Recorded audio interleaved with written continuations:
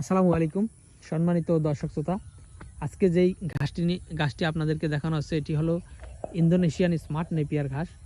গরু, ছাগল, ভেড়া, মহিষ, গারল যে কোনো গবাদি পশুর খামার যদি আপনি করেন তবে অবশ্যই আপনাকে এই খামারের জন্য কিংবা গরু মহিষের জন্য আপনার এই কাঁচা ঘাস রোপণ করতে হবে। দর্শক শ্রোতা, বর্তমানে বাংলাদেশে অনেক খামারি শোনা যায় যে লসের সম্মুখীন হচ্ছেন। তার কারণ হলো বর্তমানে আমি নিজেও 10টি গরু লালন পালন করি, আর আমাদের ভিডিও যারা দেখেন তারা হয়তো জানেন যে আমাদের পর্যাপ্ত পরিমাণে কাঁচা ঘাস রয়েছে। পর্যাপ্ত পরিমাণে বলতে আমাদের যে ঘাস রয়েছে সেই ঘাস দিয়ে মূলত আমরা 25 থেকে 30টি গরু লালন পালন করতে পারি। তবে আমি নিজে মাত্র 10টি গরু লালন পালন করি, সেখানে আরও 20টি গরুর কাঁচা ঘাস কিন্তু আমাদের থাকে।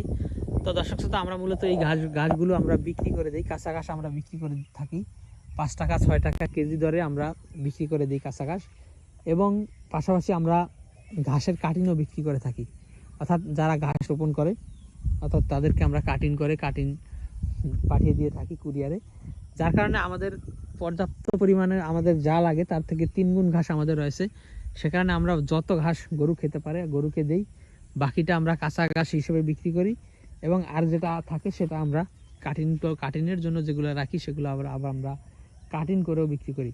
তো দর্শক শ্রোতা, আমি যেটা বলতে চাচ্ছি, আপনি খামার যদি করতে চান তবে অবশ্যই আপনার খামারে আপনি গরু মহিষ উঠানোর 2 থেকে 2.5 মাস আগে আপনার জমিতে আপনি ঘাস রোপণ করবেন। সেটা হতে পারে এই স্মার্ট নেপিয়ার ঘাস, সেটা হতে পারে জারা 1 হাইব্রিড ঘাস, সেটা হতে পারে আমেরিকান 5G গুয়াতিমালা ঘাস, সেটা হতে পারে জার্মান হোয়াইট এবং অজানা ঘাস, কিংবা সেটা হতে পারে নতুন জাতের আরেকটি ঘাস এসেছে সেটা হলো তাইওয়ান হাইব্রিড। তো দর্শক, আপনি যেই ঘাসই লাগান, আপনি খামার করার 2.5 মাস আগে আপনার জমিতে আপনি ঘাস রোপণ করেন, তবে আপনি অবশ্যই এই খামার সেক্টরে আপনি লাভবান হতে পারবেন। তো দর্শক, আজকে ভিডিওটি শেষ করব। সকলকে অসংখ্য ধন্যবাদ।